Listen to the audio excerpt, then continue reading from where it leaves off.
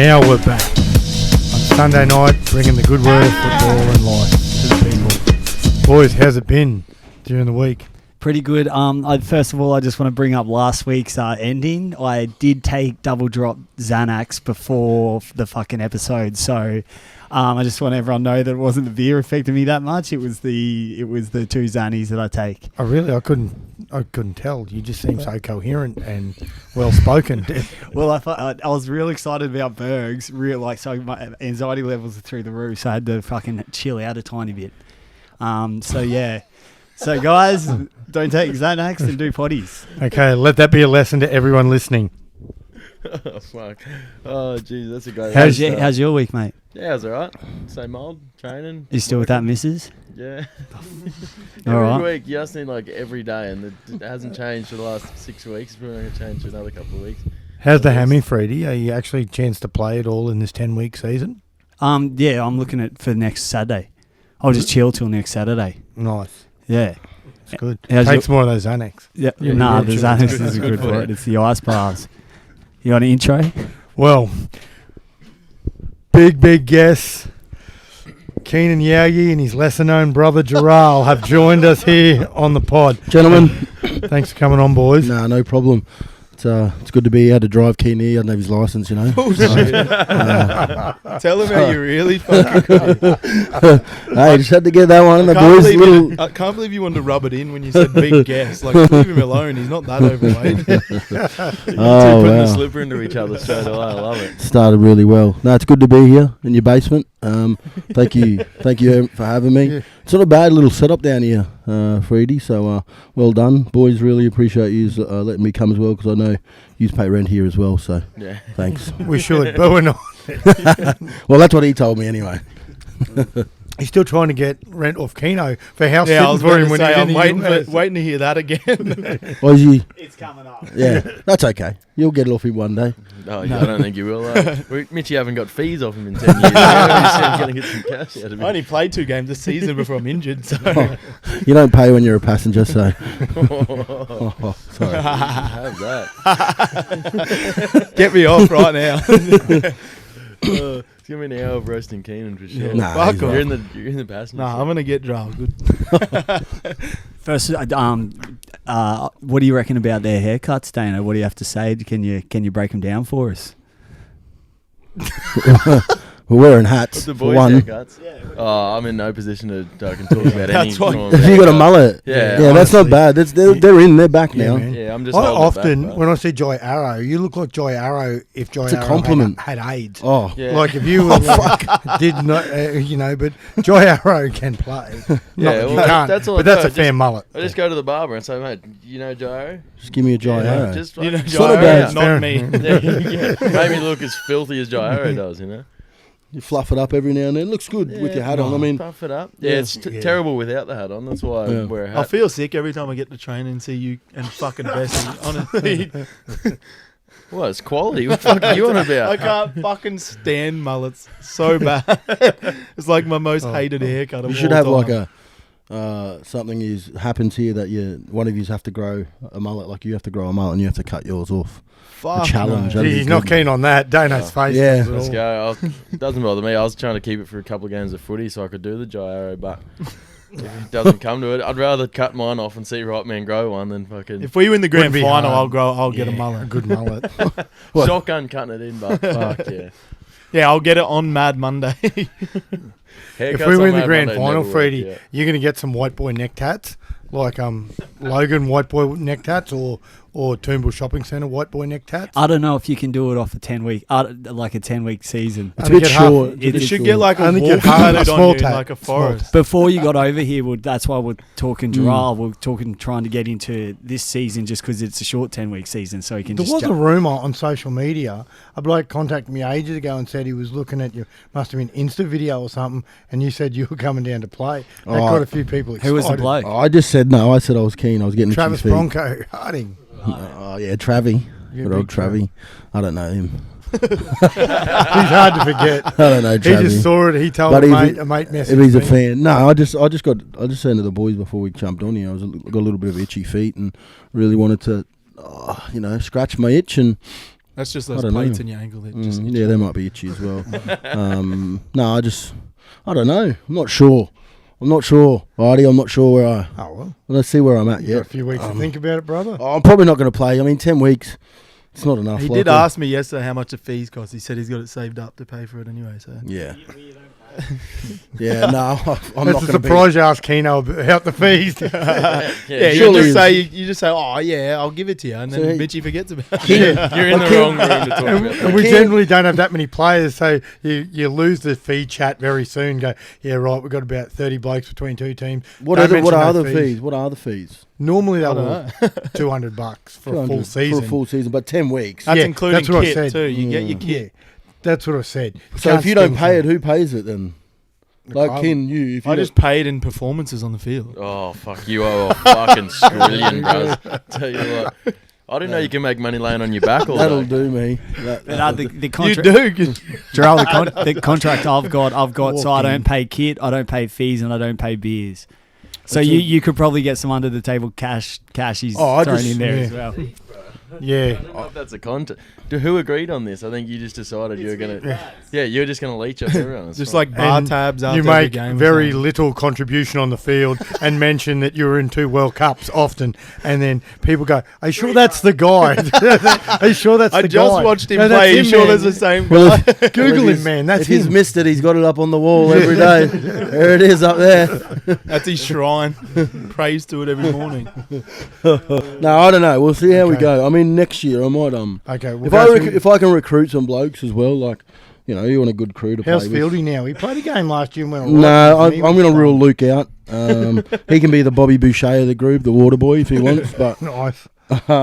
yeah, look, he gets too injured too easy, and I don't need his erratic anger in the game. Like he doesn't know how to control his anger. That Sort of year about that. they- And my brother, sorry. Sounds another like one, I was going to say, you sound And- like and you're someone describing else. me, but And someone else. I just put my anger towards the. You've got a playing little bit more of argument. an ability than Luke.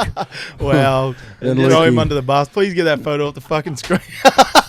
Oh, what a that's haircut, famous. man! Probably one of the best haircuts, man. There we're talking. That's called I don't know what the bowl cut. What do they call that? The English special over there. One of the barbers over there. They're cooked. Them two are cooked. Oh, yeah. They are fucking into it. them Oh fellas. wow! No, yeah. it's good. Keenan, when did you stop being a girl and just, like, do you transition just after that? or- You actually grew up really quickly because you look like an egg for a little bit there. Like that year, I reckon the 2 years of that period and the year before, you just went through like skinny jeans, Vans, the hair to the side sort of vibe, and it was. That was the coolest. That was the look. That was the look you were I look looking like a for. fucking idiot. Yeah, honestly. you fitted right in England. I tell you that much. But I'm glad he turned the corner. Now I'm Thank just a God. weapon. Wow. Depends on your definition of what a weapon is. Look at these fresh kicks. $60. DFO. Nice flash. Pretty good, eh? That's twice I've seen him for the last hour and a half. He's told me twice. No, I've I got him for wasn't $60. telling you, mate. I was telling these guys. No, but you I didn't told me tell at the story home. before. Yeah, like $60. They Shook on my weren't here. feet. $60. That's what you said at home, though. You I did. wasn't talking to you. No, shut up. Boys, what do we reckon about the NRL on the weekend?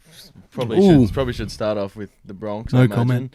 Being majority Bronx fans. I don't even here. watch footy anymore. I'm over it. Yeah, so I think with the Bronx, what I've got, like I think I've said it before previously, but You probably don't remember saying that. yeah, I probably don't, and I would have maybe fucking raped him if I was not on so much Oh, Xanax. don't do that. But Wow. Jesus. Jeez, this is really bringing in Isn't more that one of the water. things that you can't say on this? but like obviously you don't kick a dead horse, right? But they're A bloke when it's down, you don't shoot a dead horse or something like that. yeah, You so mean? whatever the saying is. But so I'm not going to go too bad on him. But Brodie Croft, if you're scared about playing in the NRL, get the fuck out of it. That's what I think. Like, if you can't put your body in front and just get rolled, at least that's the only thing I got. He's an awesome player. Like, he's an awesome talent with the ball. But in that D, like, it's just, and he's not the only one. But it's that kind of attitude that I think that's rubbing through the whole team. But I've not played that level, and that's why it's good that we got someone that has. Must be hard on me because you don't want to be like a lot of. it's no offence, but like Tallis club great, he's ripping him a new one, Yeah, Gordy's. and that's Gordy's go. Like, Yeah, that's obviously. always been Gordy. I think if anyone's followed Gordy's career, it's been very controversial, and he's a very aggressive in anything he does, whether he plays the game or, is in the media. But personally, for myself, we talk about someone like Brodie Croft. You just mentioned Freedy. I think he's just really struggled, like just one person in the side, really struggled to adapt to, how the game that we play has changed here at the club, because we've always been very eyes up, off the cuff team, and that's how our halves have always played. I mean, you look at some of the best, Roddy, you would have watched them live back in the day. Your Alan Langers, your Walters boys. I mean, they're just players who Darren Lockyer, who were never really had game plans, and I think that was the best thing about them. They're just off the cuff players, and that's what makes them great. And I think, Brodie has come from a great system, has been taught all this, a little bit like Cooper Cronk. I don't like to put him in likes of Cooper Cronk because, he's his own person, but I think he's just really struggling to adapt to how we have our structure. Yeah. Sorry, not we, because I'm not there anymore. How the Broncos have their structure. Yeah. So how the Broncos have their structure, but yeah, I'm not sure how they get out of it, to be honest. It's a long road, especially when I spoke to Joe Offengower the other day, and he was, I just seen how he was going. I'd call my mates pretty regularly who I talk to still there, and they just said, they train really well during the week, and, he's being honest with me, and then he goes, we just go out there and nothing's just going to plan. Nothing is getting put together. You see the body language of blokes when they get a couple scored on them. And, with these new rules, it's designed to score points. So if you keep mounting pressure, you can chase down 20 points, really. Yeah. If you kept mounting the pressure and recovered quick enough. Well, holding the ball in this game now, having that restart set it's a killer defense to the defense, and I really think teams are struggling. I mean, you look at the likes of the Warriors, for one. They're a team who don't like to build pressure, but have second phase, have a lot of bigger boys who lay on top and slow the ball down, and it's just not working for them at the moment. And even Melbourne, I don't think they've fully adapted to it. Yeah. They're playing great football all the time, but they're a team that still hasn't fully adapted because, they're a team that loves to, the wrestle and, slowing the ball down. So any team with a really agile forward pack are going to go out and probably win this, and you can tell, with teams like Parramatta, Penrith, right up there, and the Roosters, they're high contenders for the Telstra Premiership. That's for sure. If Freddie made mention when he wasn't high one night here that Fuck, I'm not always high. Are you saying how like Melbourne is still sticking to that hold them up like defence in the wrestle? Well, I just think they're it's like a science for them. They see the tiny bit that they have to change and they adapt to it. And they're just tinkering with that. So like Drell's saying, like.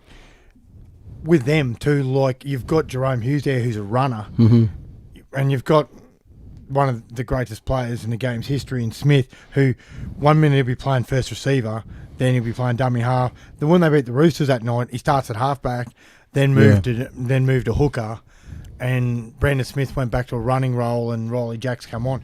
So they just throw different stuff at you. It's just Roosters. The only thing is losing Radley. They probably can't afford to. If they couldn't afford, they could replace nearly everyone else.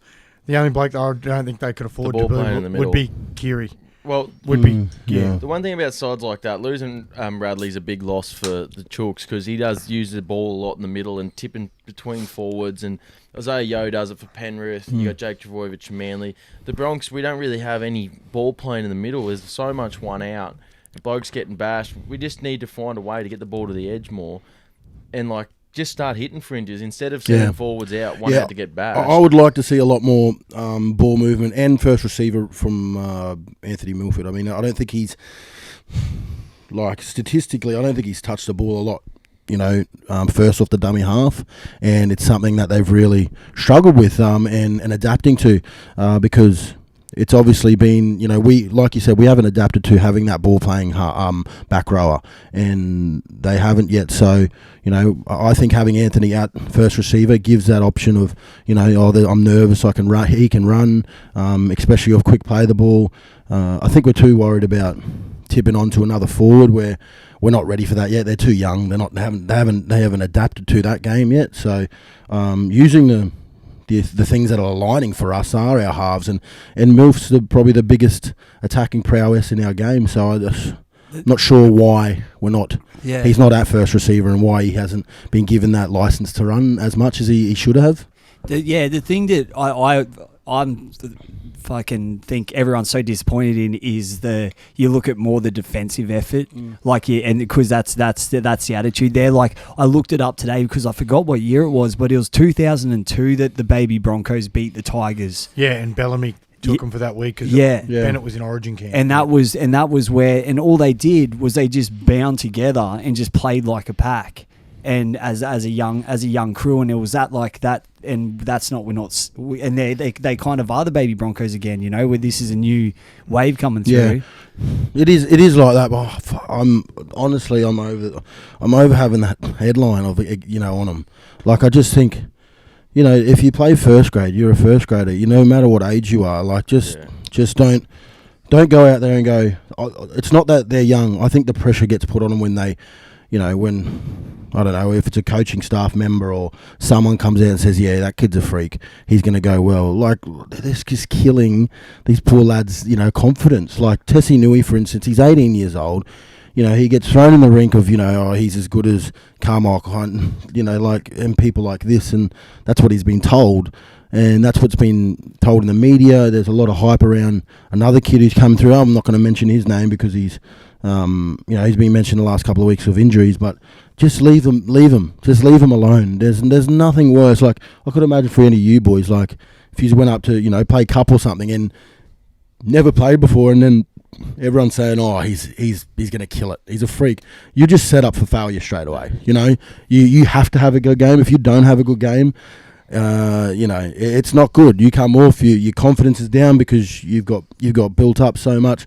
So yeah, I'd like to see less of us, people talking about our younger players. Just leave them alone. I think and just say, yeah. To also, like, with the younger players, that's a great point. Like, they've been put so much pressure on because obviously someone said, oh, this kid's going somewhere. Carrigan comes in and says, oh, he's bound for Origin. Yeah. And then also with our older players, like, if you're going to be in a first grade system and you want to play NRL, then you have to stand there. You can't just have the excuse of, oh, he's a young player, or he's getting old, or he's had an off night. Like, there should be no excuse. You're there to perform, and you're there to do it. Anymore, I don't think there's any excuses anymore. Like, we've used them all. Well, they've used them all. There's none left anymore. Like, it's just you lose. You've been losing because you had a bad night at the office. I mean, there was no, can't explain the other night, against the Tigers. I mean, they're they have been, and they were, and they probably will be for a while, unless Harry Grant stays there. But they've been a team that fights for the top 8 every year, and misses it. Yeah. And just misses it, and we've just got put 40 on by them. So it's pretty disturbing. In the middle, like, look at it. Yeah, Russell Packer leading the charge, taking it to the way him. he started that game. Yeah, that was crazy. And that set the tone for those other Eagles. I think that's what the teams do now. They come out and they see the Broncos, where in previous years you come out and you go, fuck, we got to come up against the Bronx. It's a good team, but now everyone's coming out and going, back in the day, we're just going to fucking make these guys feel like Broncos, absolute shit because they've got no confidence in them, and take that away as soon as we get into that game. Like Maguire's a grub, but he's tough as fuck. And today he ripped into those Penrith forwards. The Broncos like teams he of the had past, a mad go. The Broncos teams of the past that had blokes like Maguire and that in them, they had a bit more resolve. So if someone came out like the Tigers did, Packer and Aloiai ran all over you, they had a bit more resolve. They pull their heads together and they fight back. I think a lot for us at the moment is probably recruitment. It's we've recruited great for the future, but we haven't kept the whole fucking lineup of Broncos now is for couple of years time, but there's no one there to make the team losing Andrew, losing Josh, obviously Gillows was a freak accident. He left as well. But even losing players like Benji Marshall, Cody Nicarima, who became a household name at the Broncos, and that was a shock. Yeah, too, same as McCulloch. You didn't see that coming. No. The thing with Cody is like, why couldn't he have stayed? And his position is number 14. Like that's and what I light it don't up feel, like and just light it up like he fucking was. You know, like it just doesn't. yeah. But with Well, the that's luck what that I'm they've talking had about. with Recruitment injuries as well. Recruitment is obviously where it's an issue at the moment. Because and, I feel like with the Bronx, there's been a few like, panic buys. I think Isaac Luke, Barber was one. Seguiaro. Isaac Luke was scratching an itch. At this stage of the season, you need an experienced. Well, we dummy needed- half, yeah, and we- there was no one really. we needed with him. with Turpin fucked for a period of time. Had one game and didn't really. That's the problem. They had Struggled. what? So they had 2 fucking hookers. That's pretty much it. And then they go and get rid of one. Look at Yeah, but- look at McCulloch at Newcastle now. Yeah, playing good. That's Yeah. a bit of a fucking big fuck you as well to Broncos, to Yeah. be honest. You've got to remember, Andrew signed on next year to the club Yeah. as well. So he's getting half his money's getting paid. Well, no. So they take on his full salary cap. Oh, really? So they get an exemption because of Jalen Brayley because of his injury. Yep. So they get an exemption. They'll get an exemption for him, and yeah, Macca's, I think he went down for a little bit more money, which is good for him. But he's still technically contracted with the Broncos next year. So if the Knights don't want to pay him the same amount, Return. then he can return, or they could take on a half and half deal. But I mean, if Mac is playing good, why would they pay half of Newcastle's salary to let him play there? Exactly Yeah. right. They're gonna want to bring him back because they know they fucked up. But also, is he going to want to come back to the Yeah. state that But for the place Bronx, is like- in now? Recruitment and retention's obviously massive, but obviously you're saying like, oh, they only had 2 hookers, why'd they let one go? But they had young Pakes in the wings, and obviously when they let Macca go, they didn't assume that Turpin 2 weeks later would No, go well, down injured. the other It's the thing same is sort of situation. Pakes at was playing Manly. cup Yeah, in the halves, the other thing about Corey is a half, and this is his first preseason in the hooker role. So, man, you can't. So it's not like he's been butted up and ready to Nah, play you that can't, position. like- They've just thrown Like him any straight player in that's there. come through that has played for our club that have been in the hooker role have been predominantly hookers, and the only person that has turned the tide on that was probably Ben Hunt when he. Mick Ennis Well, did look, it. he's Yeah. a perfect example too. Yeah. When you're talking about putting pressure on blokes, remember when he was selected at half for Origin? Yep. And they said, and they went, "This is Ben's team. He's going to steer us around." Blah blah blah. They lose 2 games. He's under enormous pressure. Yeah. Then by game 3, they move him to the bench, bring Daly in. He comes off the bench, plays probably 80% of the game, kills it, Yeah. and they win the last game. The way Ben plays footy is very aggressive, and I don't think he can show that in that half role defensively. Like, he loves getting his hands dirty, and I think, the more he plays in that hooker role, the more he's going to realise that he is a hooker. Look, don't get me wrong, I've watched Ben Hunt flourish in the halves role, and yeah, probably one of the best I've seen and been able to play with in that halves role. But as he's got a little bit more of age, and his footy smarts have gotten better, it's been better for him to be in the middle because of he talks a lot. And he's a great defender. He's a great defender. He reminds me a lot of Andrew Johns of how he defends and how aggressive he is for a small player. Andrew Johns used to love that contact, and I think that's sort of where Ben wanted to go in his game. And this game's developed so much where halves aren't so much running halves as much anymore, but with this new rule, it's obviously coming back a lot more. So, I think we probably see him last time for a long time in that half role. I think in any position. I mean, he's 30 now. He's got 3 or 4 years left in him, I'd say, in his career. I'd say that he probably Did he say that, or think- did you ask him that first? Well, I mean, you think about it. He's Realistically. got no touch wood. He's got no really big injuries. He's not had any big injuries. I mean, gosh, 3 or 4 years. It's still a long time in the game.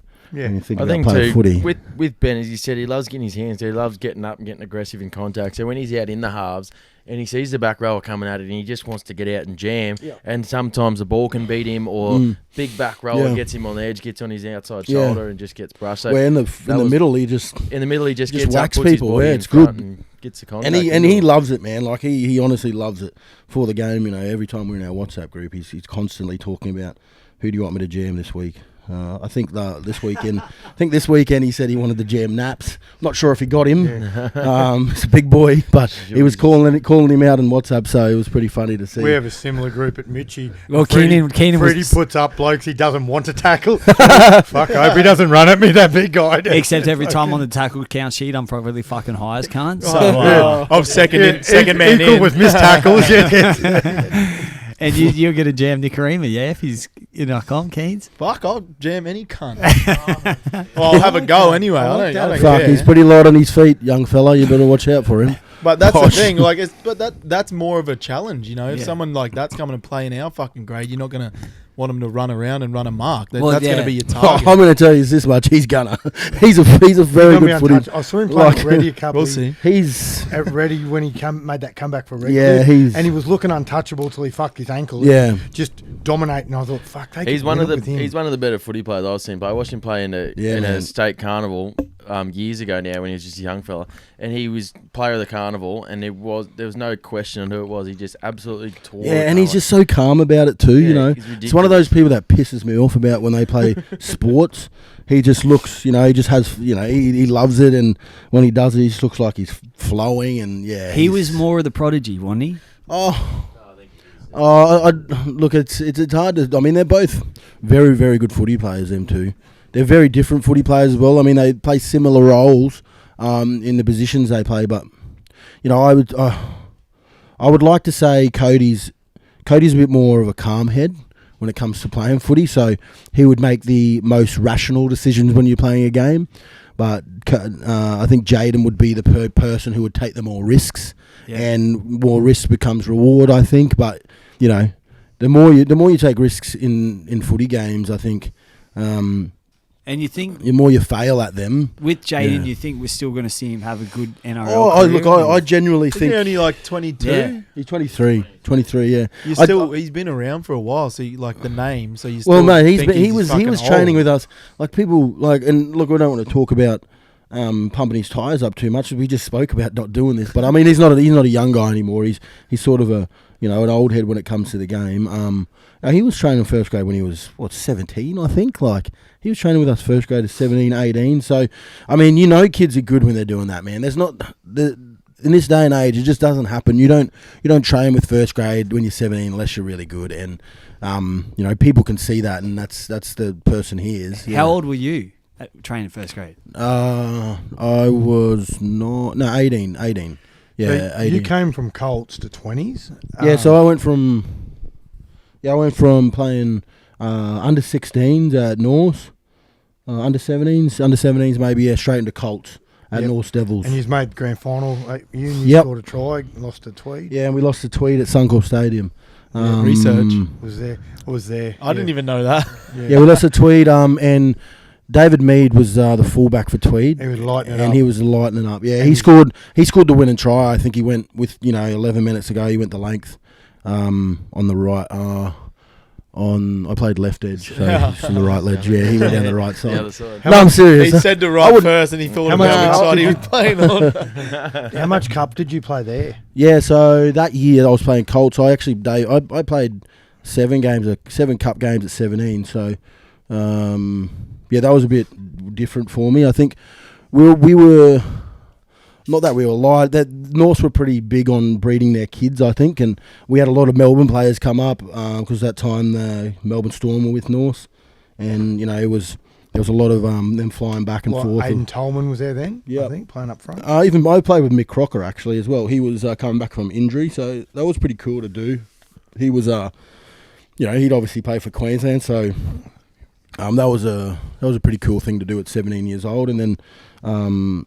There was a few other boys. I mean, those 6 or 7 games were pretty scary. I think my first debut against was Kane Manahira for Redcliffe. Oh, he was an aggressive. Yeah, he was Manahira. he's a giant. Big And unit. I would have been about 78 kilos wringing wet. So, and Kane would have been in the hundreds easily. So, that was at North at Reddy, and I think from there on it was pretty. I think when you get exposed, I think when you're young too, not a lot of kids get exposed at a young age to that type of level of footy, and you're playing men, and I'm a boy, so you realise the intensity. So when you do go and play in that under 20s or comp or or play NRL, you sort of already ready for it. So why wasn't Keenan able to follow in the footsteps? I think he had a good name to go off, and then I think Keenan's got an agenda somewhere else. He's a very angry man sometimes. He's a very angry man. Look, and to be honest, like I reckon there's only a small amount of people. Like he has a very short temper when it comes to playing. Not just playing football. I think being competitive. He's got a very short temper, so you could get in a fight in the phone. Yeah, exactly. So hey, I've only ever been into one fight in footy. You went all right. Only one, and I didn't start it. Sorry, the other one, yeah. But that was two then. But I didn't start either of them. See, we obviously everyone knows in the room here that he likes to throw down. When I play footy, my aggression gets directed in the game, not. I don't. So my answer to your question is yes, right there is what we're talking about. I just think he didn't have the agenda to want to play first grade either. I think, he just was happy with. I was about 50 kilos until I was fucking 17. I burnt that bridge at North for you. So. It's honestly the question is honestly. I don't think he wanted to do it. Like, if he wanted to, he probably could have done it. But I don't think he wanted to. Like, if he would have tried, he would have tried. But I don't think that was, for me, that was something I wanted to do my whole life. So it's a bit different. That was always my goal. There was sort of like, for me, it was like, I don't have a choice. I know I did, but it was like, I have to do this for just not for me, but for my family as well to get us. Like we didn't grow up the best. It wasn't outstanding all the time. I mean, it wasn't all rainbows and butterflies. We didn't have everything. So I think a lot of my push for being successful was just for our family as well. So we had good shit, I suppose, when we got older. And then I realised when you get there, money doesn't do that anyway. Really, I mean, it probably gets worse if you're rich because I've seen it. So I mean. Yeah, you get all this money and you don't know what to fucking do with it. You can go either way, and look, we see that every week. Probably every year in the NRL where kids fuck up all the time and do the wrong thing and buy things they're not supposed to buy. And I think sometimes you're just better off not having that as well. And I don't think this bloke sitting next to me probably could have handled that pretty well. Oh gosh. Well, that's the thing when you get a young kid, like everyone. I had my fears for blokes like I like name names, but like blokes like Kalen Ponga and that. You get a young kid, you pay him on potential, you give him $1 million as a bloke under the age of 20 making just on $1 million squid a year, and just wondering what he's gonna do with it, where he's gonna go. Getting paid in seafood. Wouldn't be too bad, would it? But also just still on Keenan's nuts when get off him. Yeah, man. He doesn't have the 400 well, to give you, man. That's at least we know his nuts fucking work, Yeah, But get some advice like last time about you trying to add another freed to the crew. Nah. Or just better yet, let him do it. I know. I wouldn't mind a little bit of blackness in the a fan. job for you, But no, like with Keenan when Starkey brought him over from Arana. Starkey was a funny man. I wasn't from Arana. I just Starkey is a funny played man. once at That Arana. was. Okay, yeah. So you're from Arana. I'm a Mitchie boy, mate. Okay, yeah. So Fuck. you're from I Arana. remember for weeks I thought, I don't know how to take And this Starkey- cunt. Then I realised he was a good dude. Starkey I was comes- going, is this bloke a fuckwit? Is he all right? Brings He was a good dude. this guy down. He's fucking 40 kilos ringing wet, and Starkey's like, yeah, he's going to be our winger. And I was like, that 14-year-old over there, and he's like he's like 17 or 18 at that time. Well, that's he didn't grow. Yeah. But anyway, and then I was watching him train, and I was like, oh yeah, but he's definitely not in our side. He's way too small. And then you see him In the get the ball pre-season, and they had him in fucking the bump second off division. cunts, and straight into You the talk about pressure. Did you? I don't know if you're aware of it because you're a pretty laid-back, cruisy dude. Yeah. But were you aware of you had like the Superman cape on? Everyone was expecting this. People who heard when you come down, all these people thought, "Oh, you're getting Christian Freed." Yeah, guys playing the World Cup a couple of years ago. Everyone thought because at Mitchie, Fuck, weren't they everyone thought Fuck, this weren't guy, they you were going to be disappointed? dominating the game. No, they. See, Fred Reedy, Brody. We talked about this. You can't put kids under pressure, young kids under pressure. I know. You know, He was and- like 30 when he signed on. Wait, So- but the things were no, it was the recruitment that I had the cape on for was the people that I could try to recruit. No, people kept thinking. I didn't they even were know the talking- fuck you were. They were talking to me. Then when you dropped a couple of balls, everyone kept going, "Are you sure that's the bloke? Has he got a brother or something?" No. I go, "No, that's him." No, but people were thinking like they were going to kick the ball to you. You're going to run 80 3 to 4 times a game. And he runs 10 and gets dunked. Gets manhandled by a skinny crackhead looking dude on the wing. You mean Frodo Baggins is the guy that played in the World Cup? The bullshit. Is that really him? Yeah, that's him, man. Oh, fuck. We had a. Do you know Sorry, Mark Freddie. Ecott? Do you know Mark Ecott? Ecott went to Ferny Grove. He played like Australian 15. Played like about 100 games. Loose lad, but he could play. He played Broncos 19s, Crushers 19s. Then went to West, played like 100 cup games. Then just, he loved the piss. Didn't do nothing for a few years. Decided to make a comeback at Ferny Grove one year. Everyone was expecting him to fucking be. He was a tough forward. Ran the ball hard. Now, blokes were talking like, he'll kick off, he'll score, he'll kick off, he'll score. He was playing hard, but everyone's going, oh, he was a failure. I'm going, what did you expect the bloke to fucking do? He's about 30. He's been on the piss for 2 years straight. My excuse is I think you always play at the level that you're playing, like a fucking It was hard to imagine anybody playing at the fucking level you're playing at periods. It was just lucky. So basically, boys, he's saying that you're all shit. That's what he's saying. Yeah, I had to drop it down a bit, What about they said was the grand final, the famous blow up when the boys let that bounce go dead in goal, and you were fucking fullbacks. I don't know why you weren't catching the cunt, but you go fucking amateur clubs, fucking hell, amateur teams, fucking hell, get fucking serious. I don't know. He This blacks is the out. talk after He's the been game. blacking out. He's like, All I know is I'm You don't still remember last I week? remember that. I'm still yet to Still on the see Zanny. you score a spectacular try. I've only ever seen one from. Actually, I didn't. I bro, last season I was fucking leading the try scoring for the first 10 weeks, motherfucker. Third, yeah. Wait, he did get Get a, angry. no, he did get a really good meeting, I know, because he fucking dogged me for it. We go through, he get the inside ball, and it's a fullback. All we got to do is draw and pass, and I'm going over under the sticks, and I don't score many tries at all. And Freddie just throws a dummy and sails over himself. Oh, What about fucking I was leadership? filthy. I can't give you a hug, but I was filthy at you. That's what teed up the Yeah, riot. but then I dived on the ball. Let's and not talk vomited. about that. Let's not talk about that. We got out of that one. We got out of that one. Gerald, Gerald, we stopped talking. That's a carton too, bruv. Sorry, brother. When your phone goes off in the So potty. we stopped talking about it before because I want to talk about the ice baths and stuff in Oh the morning. yeah, yeah. The How did that come along? it came. Firstly, I think like everyone in COVID, I didn't think I was going to be where I was, but I lost my job and at the Broncos, been there 14 and a half or 14 years. How'd they break that to you? Yeah. Like just email? Not very good. Yeah. Not very good at all. It was as good as they could do it, but it still doesn't sit well with me because there's a lot of people who are loyal to that place, and I count myself as one of those people. I live and breathe that club, and it's not only me. There's a lot of people. There's a lot of good people they let go. I saw Ben Cross was maybe pressing legal action. Yeah, well, Crossy's probably got a case because people have been put in his role that he was given, and when you get made redundant, as everyone knows, that job can't be fulfilled. So you are either given your job back when you're allowed to, or that job is discontinued, so no one's allowed to do that exact job. So Ben's the defence. Ben was the defence and the assistant coach, and I'm pretty sure Peter Ryan's just come in to become the specialist coach.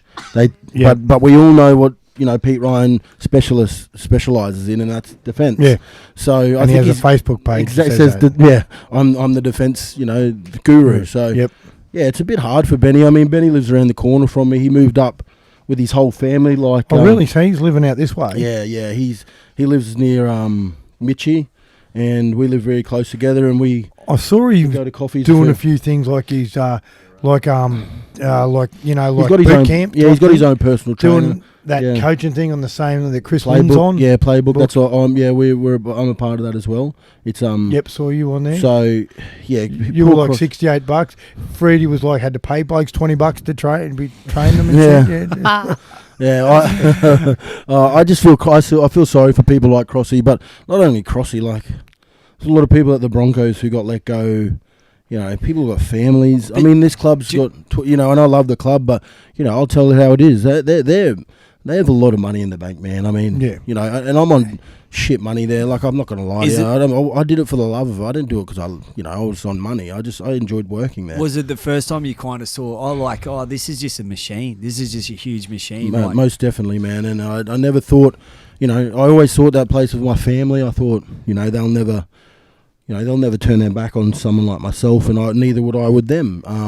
Yeah. There was obviously a lot of pressing reasons why, when I hurt my ankle, that I probably could have gone legally, but I didn't because I just didn't think it was the right thing to do. I don't think it's the loyal thing to do, and I stayed far away from it. And when you get told by the CEO as well, back when you retire, you'll have a job here for the rest of your life. You generally think that you're going to have the job for the rest of your life. So yeah, it's a really hard pill to swallow at the moment, but. Light at the end of the tunnel for me now. I've got my own radio station show on 98.9. Own radio station. No, own radio show. That's opening up soon. Drive show.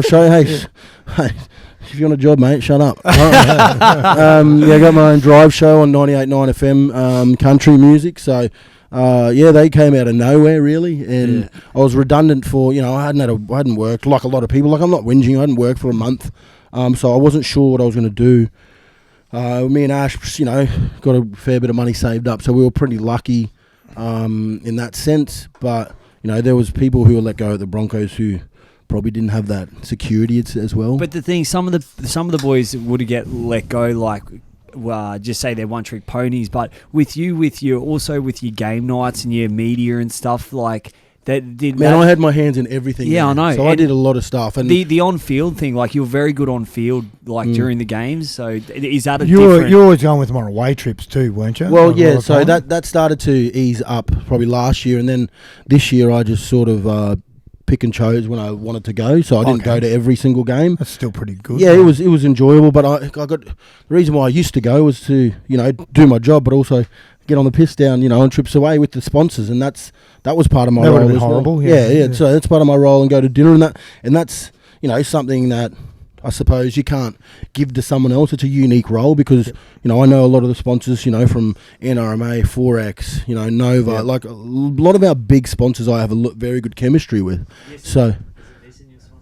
No, my sponsor personally is Mazda. Aspley Mazda. So give a shout out to Aspley Mazda. If you want to go get a car. If you want a car, just get in touch with Freedy, and he'll tell you to get in touch with me.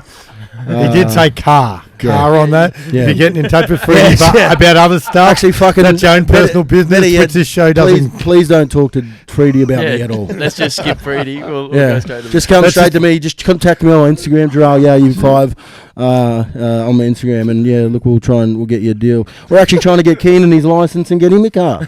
You're not trying to get me a fucking license, mate. There we go. I got a license. How far off what? You get a license. I've already got a license. He does. He's got it. What was that other one on Face It? You got a license to score tries? I've fucking been driving around trying to pick up where I left off when I was fucking 16 years old. Oh no.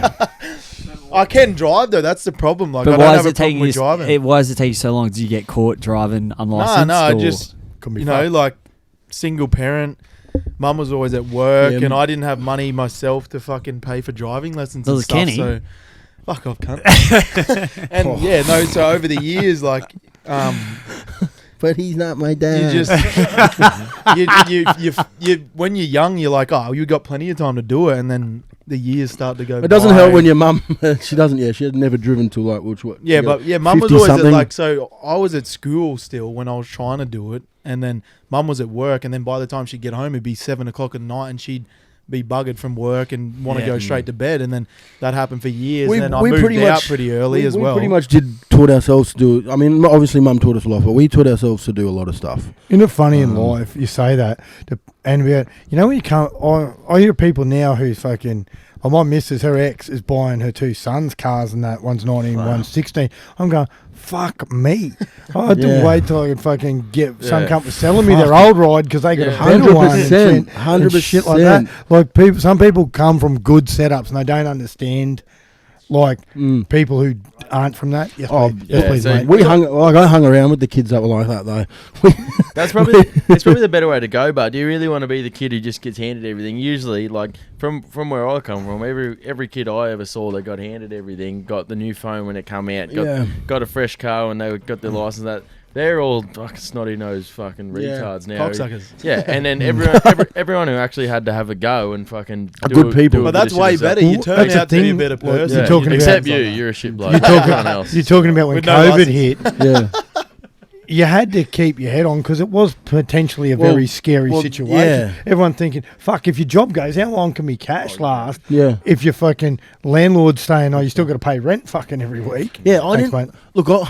That COVID period, like we were just touching on that before, and we got off track a little bit about why I was doing ice bars, but we'll come back to it. The Minus reason the why bath. the reason why I did the ice bars was, and fuck, you laughing at your own jokes. I could hear him laughing in You're that not background. wrong. That's That's really good. You almost got me. You almost got me. No, I just think it was the reason, you know, Freddie asked that before. The reason why I was doing that was, to keep my head screwed on because, I suppose a bit of inspiration for people to keep themselves accountable for moments because, like, a lot of we could have just threw up the white flag, you know, humanity in general. I think we all could have just went, oh, I'm not going to work I'm not going to pay my bills. There was an opportunity there for the world just to go, fuck it.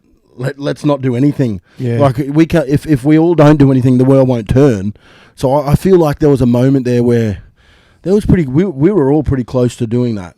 I mean, we've seen the actions in America, you know, what's happening with BLM, you know, over there, Black Lives Matters, and you know, I think that got taken a little bit too far, obviously, with all the, you know, looting, and that's what I'm talking about here in Australia. I feel like it could have went, you know, if these things kept us inside, we could have just went crazy. I'm surprised it wasn't more crime. Yeah, man. That's what I mean. That's what I was talking about. Like, I'm feeling we could have got to that stage where we just went, fuck this. Let's no one go to work. No one pay their bills anymore. Let's press the stop button.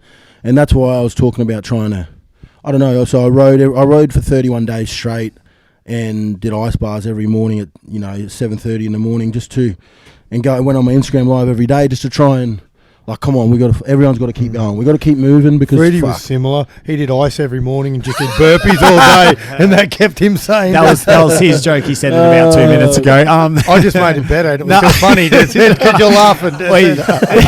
Joel, would you just buy the bags of ice the night before each day, or What is this fascination with ice, cunt? Holy shit. No, He he goes called with me the up one day and story. he goes, I need you to go get me fucking 30,000 bags of ice. From I the remember server." when you were selling half my Coke that I was getting each week, bro? Slabs of Coke, slabs of Coca-Cola. Yeah, you fucking dickhead. What the fuck?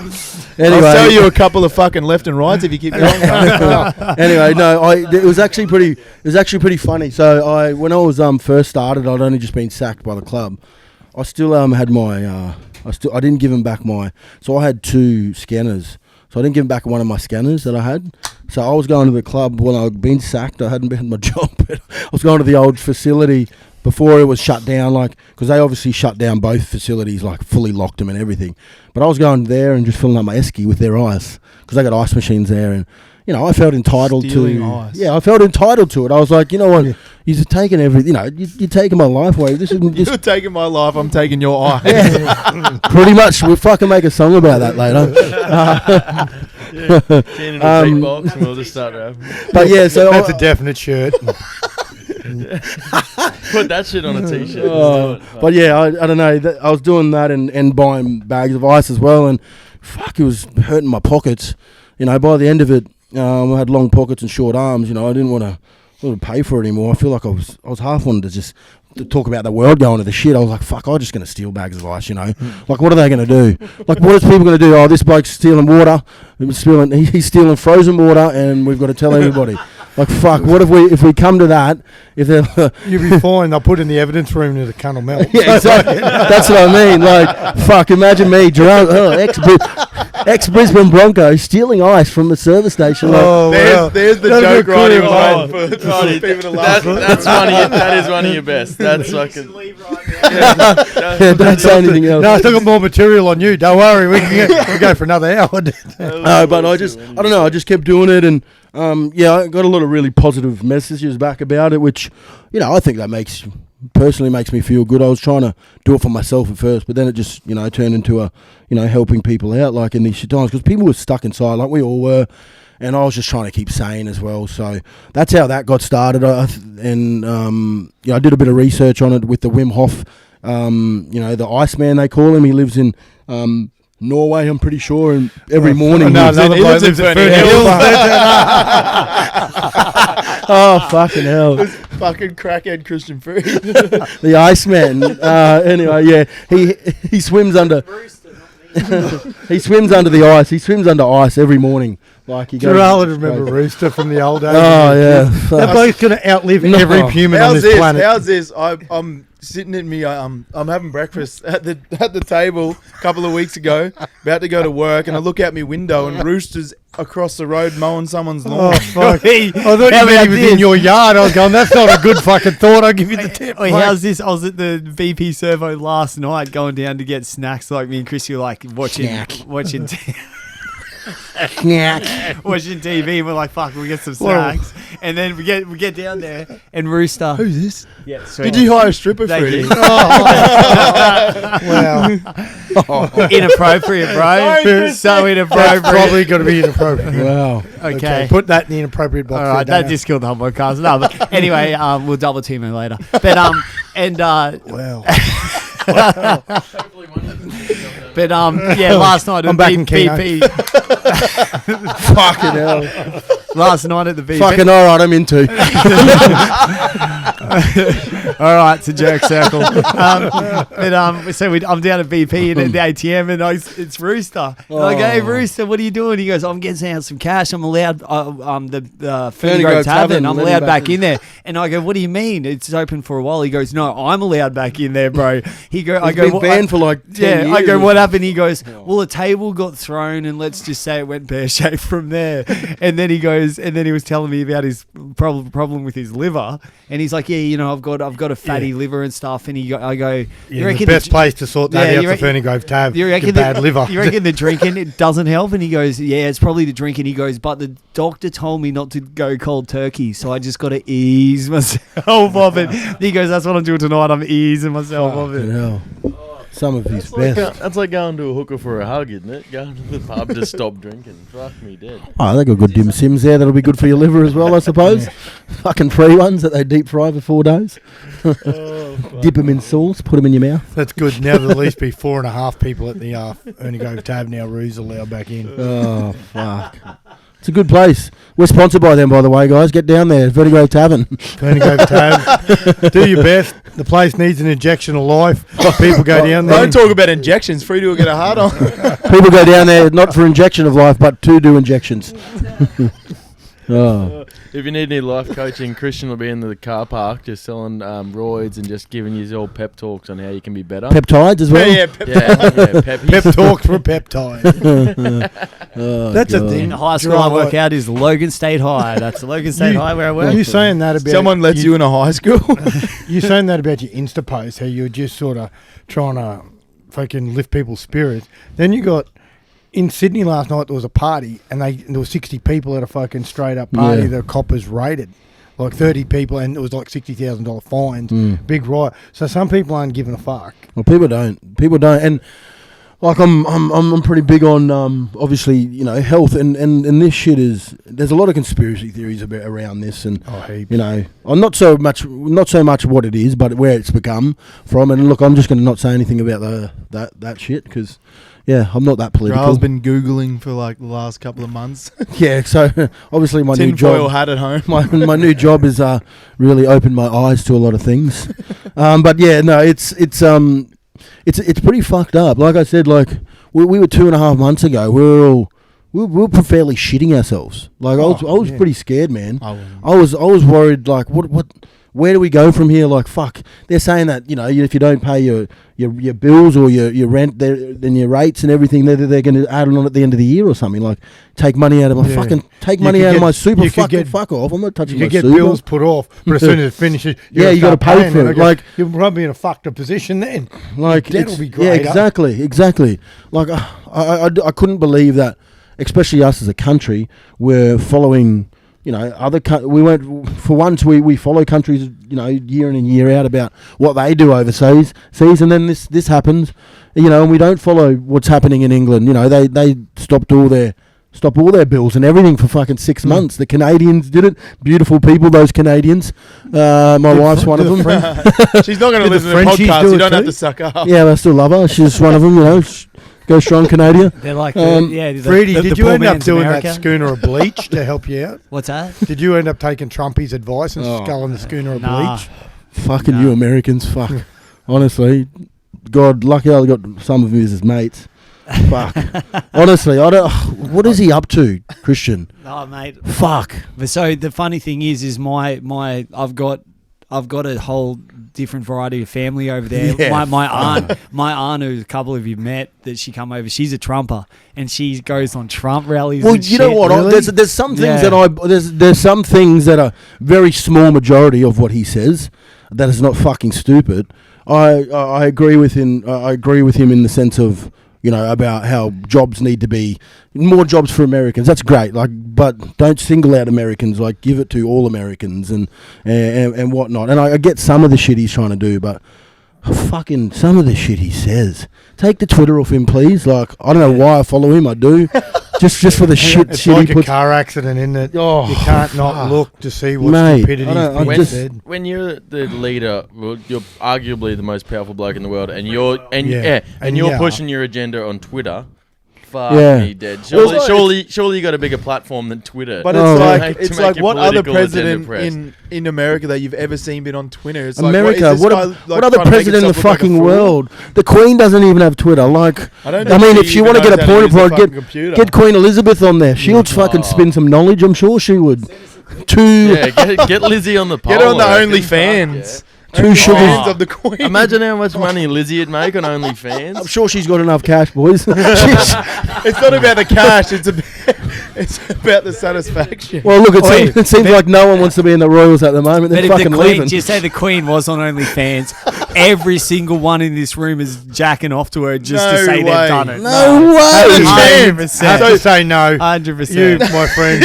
AKA Freddie's just trying to push his agenda on everyone else because he's a fucking weird cunt. I'm on Team Freddie Christian and for that jack off one. to Rooster and Dick Togs, that fuckwit. Fuck.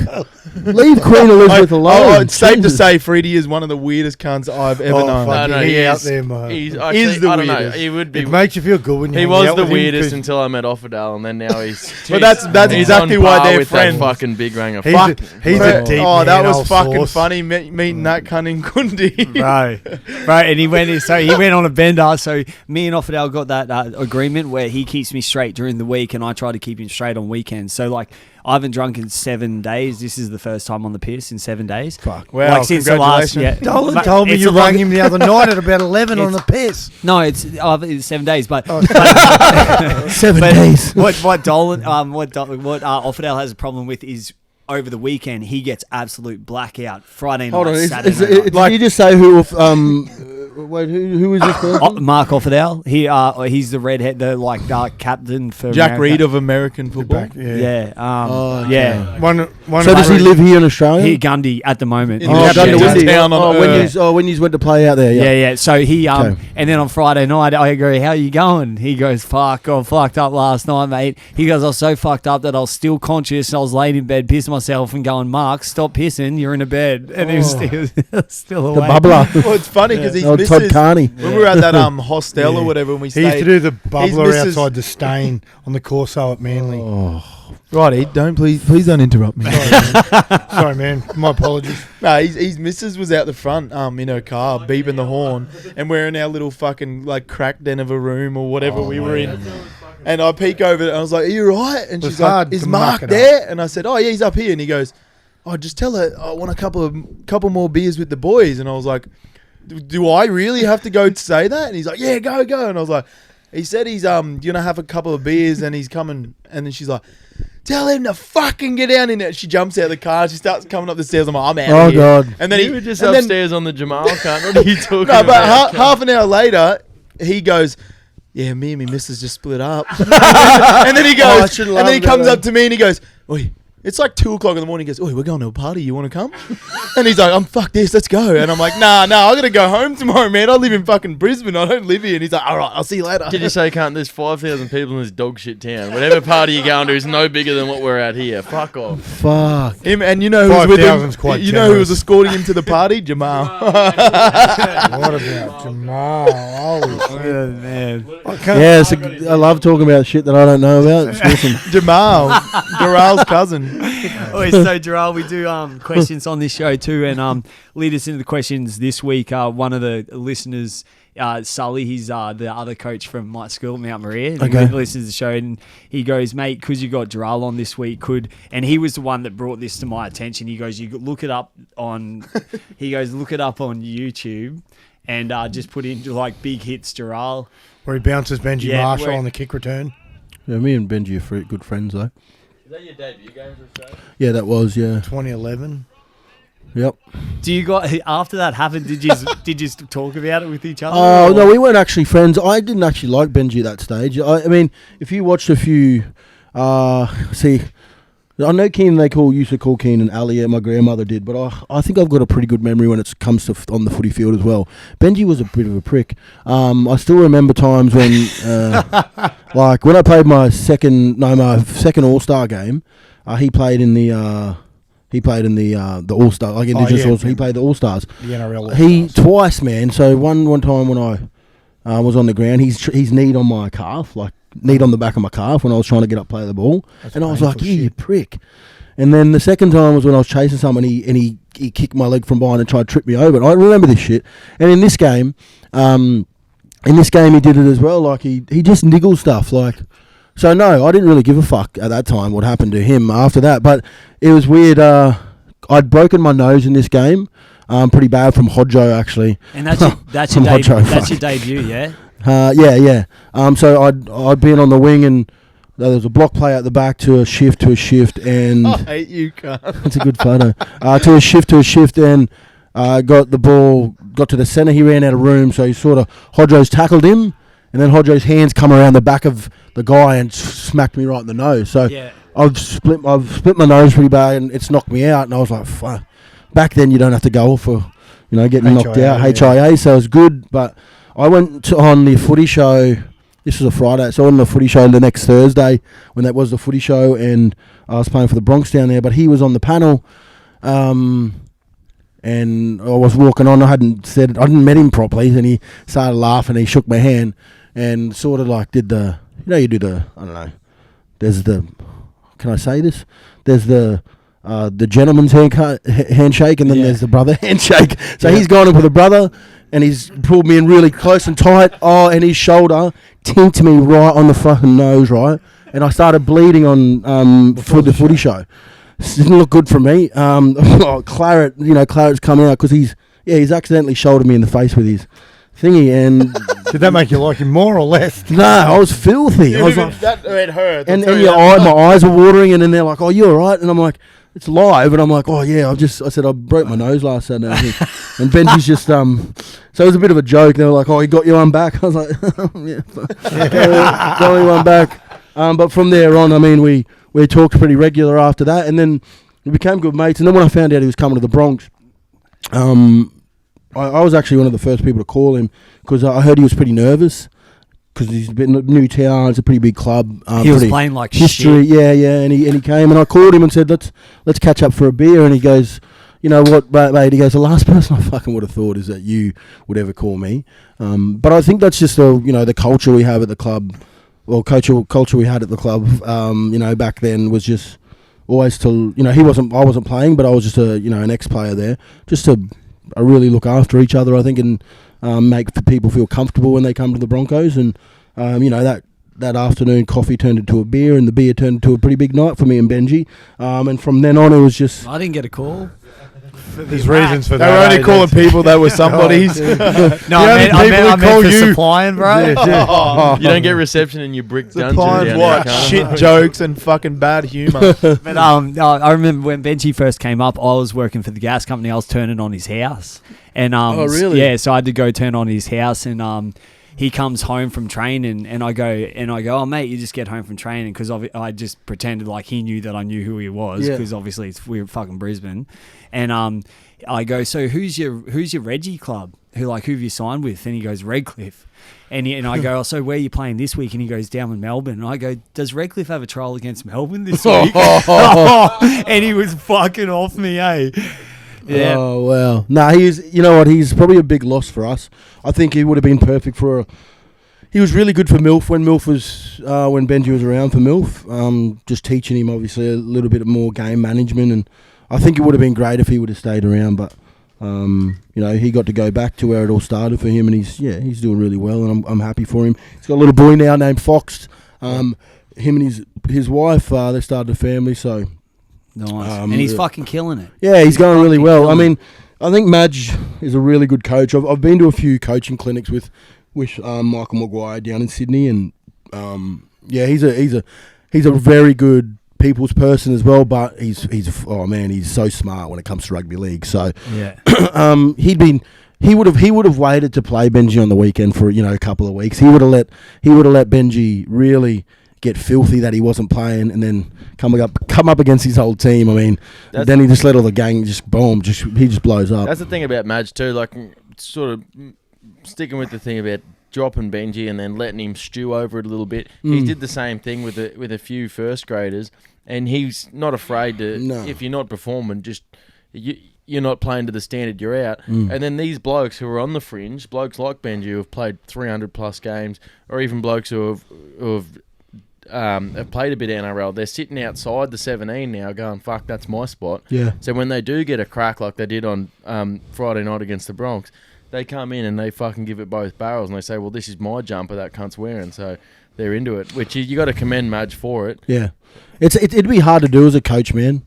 It'd be really hard to do as a coach. I mean, I want to go down that path one day. I reckon coaching would be great to do, but I don't think I've really mastered the part of, being ruthless enough not to having that personal love with your players. Having to leave blokes out when you've been... Well, it's just about having that, you've got to be a prick sometimes, and you've got to really separate. Here I'm thinking is, coaching, and I've learned in the last couple of years that coaching isn't this.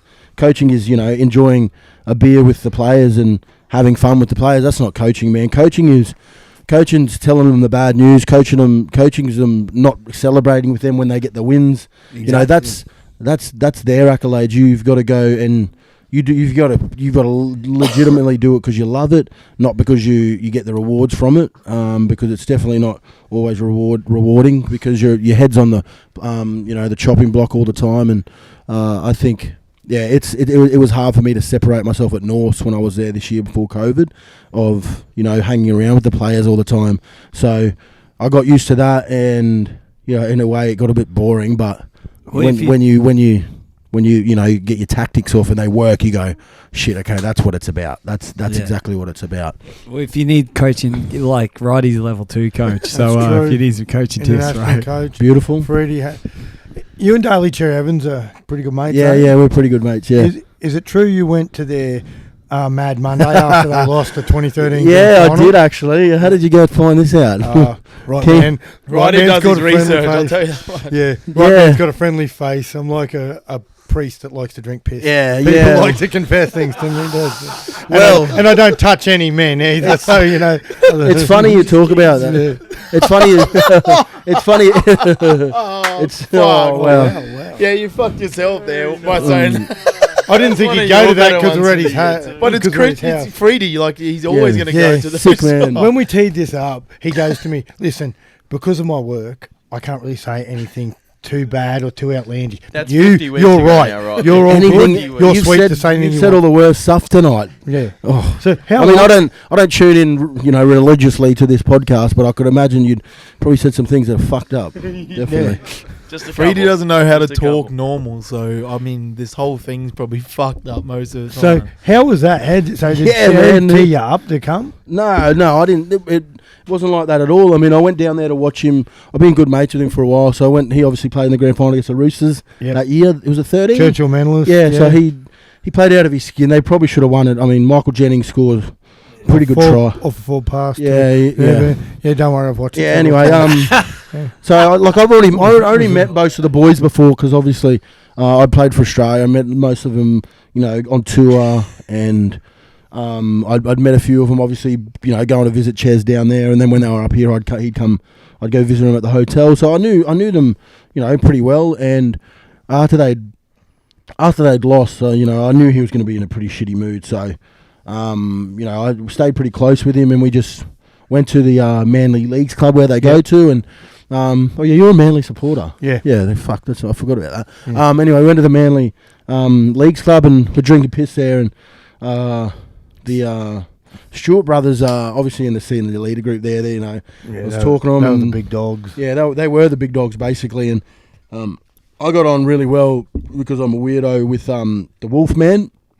Man, that He's a dude very out different there. person. So, yeah, me and him hit it off pretty quickly. I'd only just met him that night. I mean, wingers and wingers just got together. We were pretty happy about it. And then obviously it was like 3 a.m, 4, so they were wrapping up at the Leagues Club, and I was like, boys, I'll see you later. And then Ches was like, nah, wait here. I was like, all right, I'll wait here. I'm like, what's going on here? And then he goes, we just had a meeting in the room. So I waited 20 minutes. We just had a meeting in the room. He goes, and I stood up and asked if you could come to Mad Monday. And I was like, oh fuck, really? And he's like, and they were like, yeah, 100% bring him. So that's what happened. It started. We left the Leagues Club. We went to the Wolfman's house. Wolfman's got like those buck hunters. Yeah. he's One of those games, the arcade games.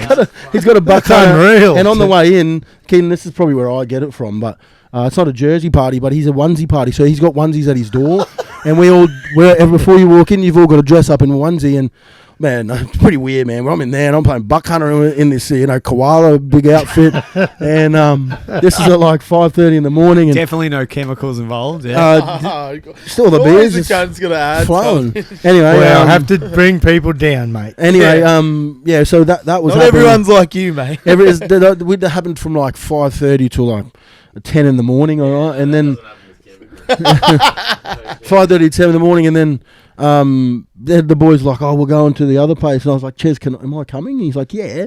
So my flight's out at not that day, the next day at 9 a.m. next morning. So I'm thinking this is honky dory here. Ches has put me in I'll get his guy that drops him off the airport, a chauffeur, so he's just going to take me in a car and take me in the morning. So I'm like, happy days. I'll just already packed my bags, and then we go to this. When we go to this, the penthouse is a penthouse. It's like 3 stories, man. On Manly, right on the beach in Manly there, and yeah, it just got real weird really quickly. I didn't end up leaving till 7 a.m. the next day. So you didn't hate it. I see it. No, I didn't hate it, but the big thing that I got scared of, I'd been upstairs all day, so it was like 3 o'clock in the arvo, and some of the older boys had come upstairs like, Drale, you got to come downstairs. Twos wants to talk to you. I was like, nah, fuck off. It's like, yeah, mate, Twos is downstairs. He wants to have a chat to you for being here. I was like, what? What the fuck? And I get down there, and like there's a whole squad down there, and I'm walking down the spiral stairs in this penthouse thing, and he gets down there, he goes, what are you doing here?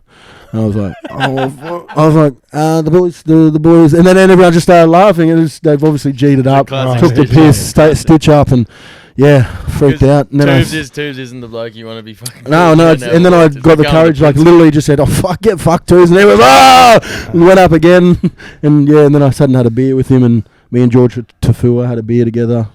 And then me and him were like, I said to him, I was like, I reckon I could have beat you if I played you now. And then he was like, I don't know. And I was like, yeah, well, it's never going to happen, so we'll never know. Because I don't think I could have. He's a big man. When you finish this story, explain who all those people are to Freedy, because he doesn't watch a lot of footy. I know who. Hell, Freedy doesn't know too many people aren't white, even. He's said, fringe Ku Klux Klan motherfucker. He discovered Ryan Madison 2 weeks ago. That was a gun, bro. That was a story, right? That's a mad story. It's a pretty good story. Did you find them all pretty good? Yeah, if you stay with them for 2 days, you must have thought they were all right. Well, I was thinking the other way around. They must have thought I was okay because I'm in their Mad Monday. Yeah.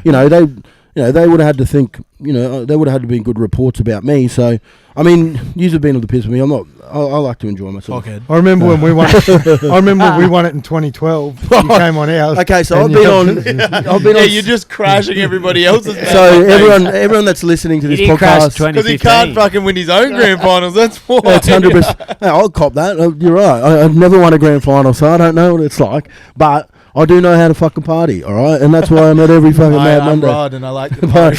but that one in the thing is, I didn't miss a Broncos grand final Mad Monday until last year because they said I wasn't allowed to go for once.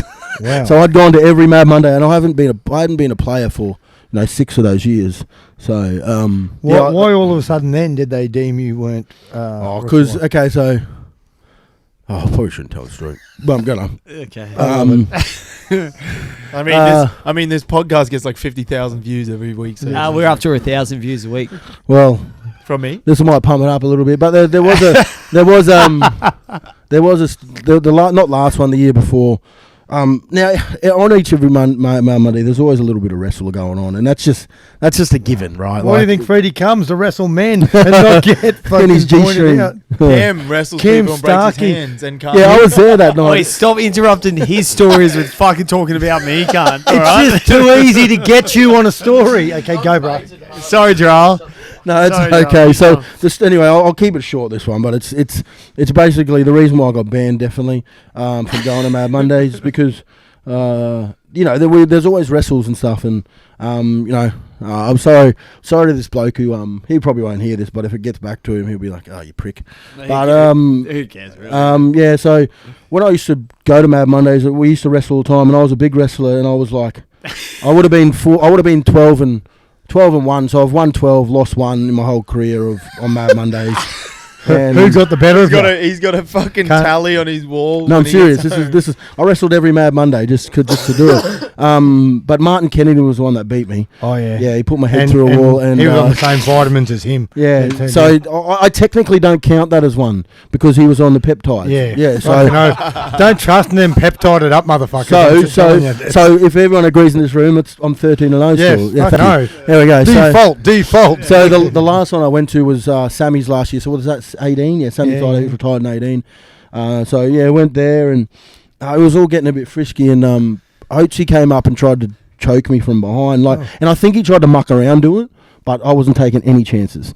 I took no chances because I was worried to get beaten in a wrestle. So my instinct was I dipped and flipped, and he went over the top. And because he's really tall, like he's just top heavy, he just went over the front of me, and just tinked his head and split his head. And I've been like, get out, you leave now.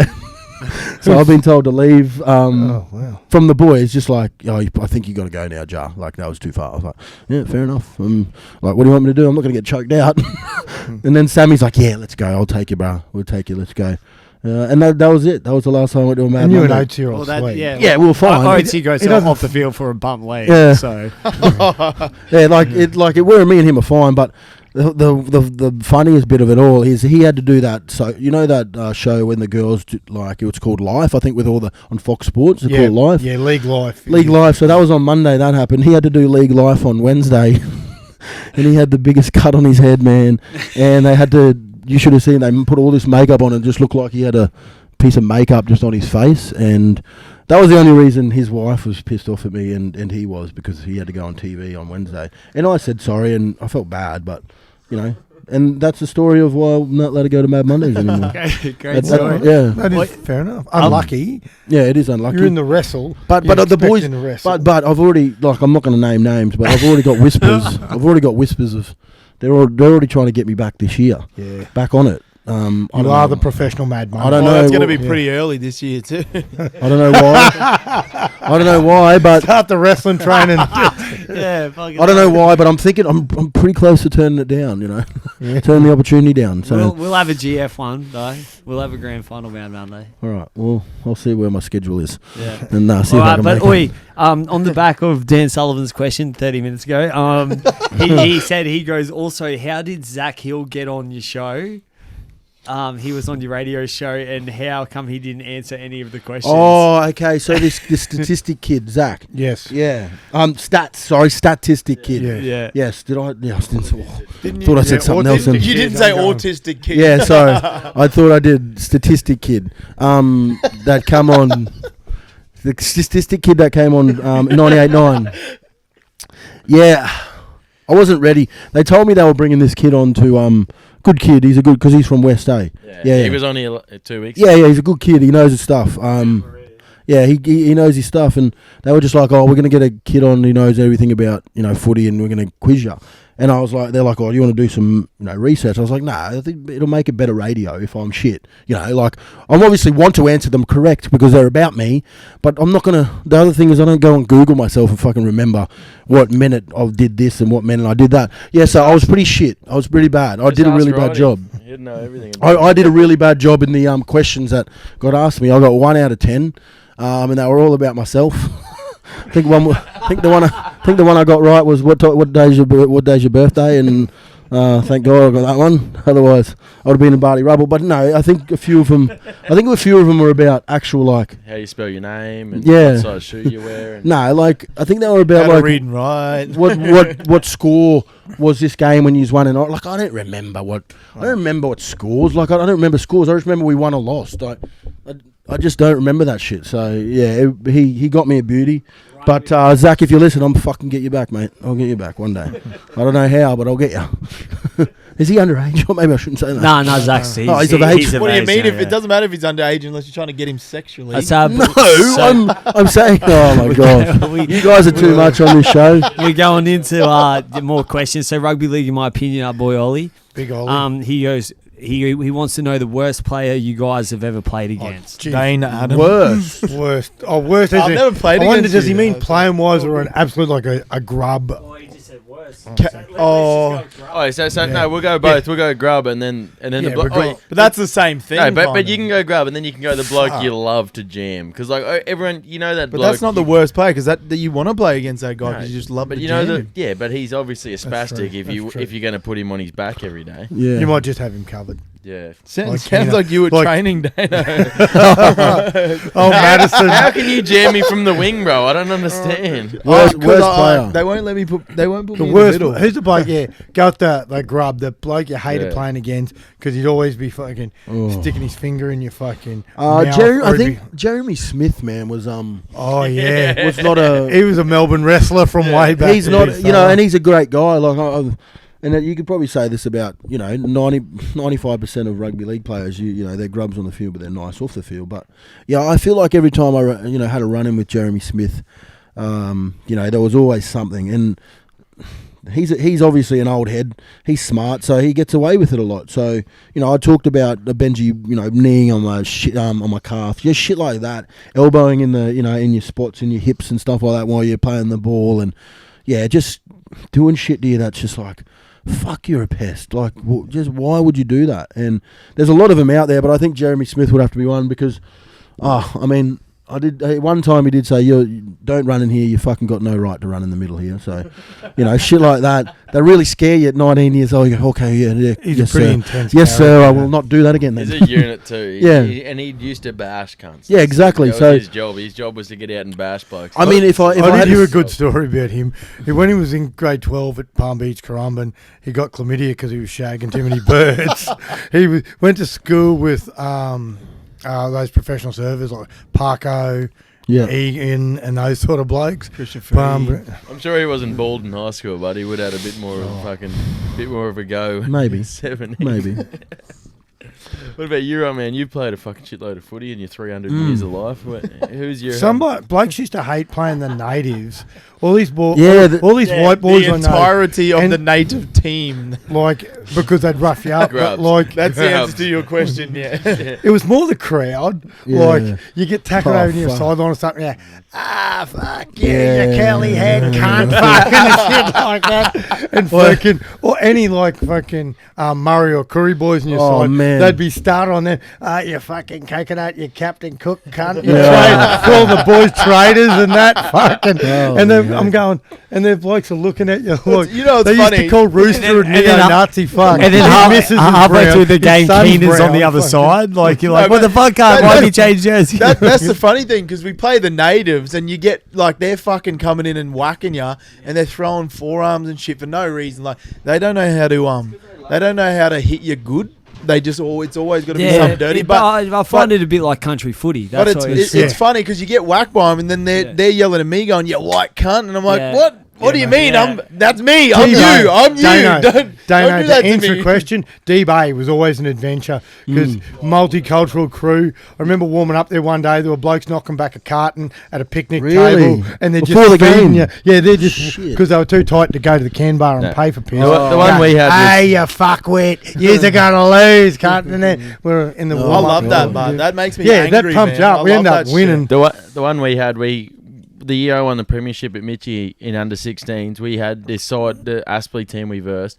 They went undefeated through the whole season, and they were the biggest. They were 10 foot taller than every other cunt in our whole comp, and they knew it, and they'd beat you up, and they'd laugh at you, and they'd fight you, and they'd grab you up. Sounds like a fun time. They loved it, and then we got there on grand final. They showed up in a team bus. They thought they'd walk all over us. We ended up getting over them, and then about 6 minutes to go, we're up 28-12 or something. Giant brawl starts because they hated getting beat. Sounds like fucking AC all over again. Exactly right. They're just grubs, just wanted to get into it because they couldn't win. But that was probably the side that I hated versus most. They're just fucking grubs. How good is it though when there's a team that's way bigger than you, and they always underestimate the little guys, and then when you fucking show them how to play footy, they hate it. They can't handle it. I don't really have a team when I played in the NRL, apart from New South Wales, but I think Redcliffe were their fucking team. I despised because they always got all the good players. Redcliffe, I think. And some bloke leaves, they go and sign a bloke equal or better. Man, and it just annoyed me because other clubs didn't have the money to do that. Didn't have the facilities to go. You live on the beach up here. You live in near the water. It's nice. A little bit out of the city. 100%. So I mean, if I'm getting that, getting that pushed to me now, I'm going to Redcliffe. That's well. Look at them now. They're going to be the Warriors reserve grade. Well, next year. The biggest thing we ever did, Warriors, Righty, was Warriors not reserve grade at the moment. The biggest thing is. We're stupid for the Broncos for doing that, and I don't know who let that go. I was quite surprised. Whoever let that go is that's a stupid deal, and I know I think the Broncos are trying to cut. Not trying to cut. I think they're going to be down to one team.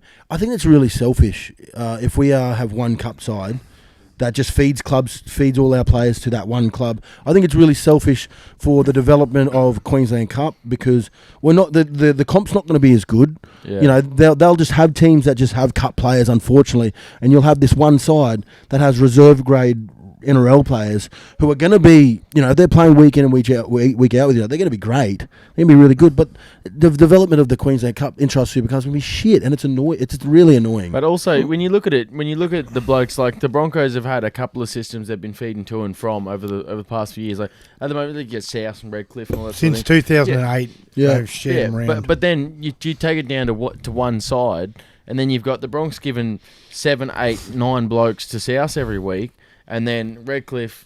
You let all the other clubs around Brisbane go. Norths get no one. Fucking Redcliffe get no one. Redcliffe getting blokes from the Warriors. How is this going to be beneficial to anyone, especially for the Broncos? Because, fair enough, you got all your players that aren't in the 17 playing together, but there's no reason for them to go back and win by 50 points every week. It's not. I don't like it. That's personally just me. I don't like it. I think the growth of our game entails us feeding our feeder clubs and our local clubs and our local rugby league teams. And who's going to want to go watch? Say a South Logan team with no Broncos players in it. Yeah, it attracts people to go there.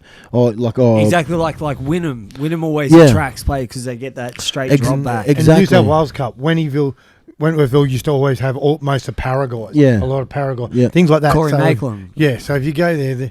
You want to, but it needs to be diverse. Like they need to push to a lot of clubs, and I don't agree with this.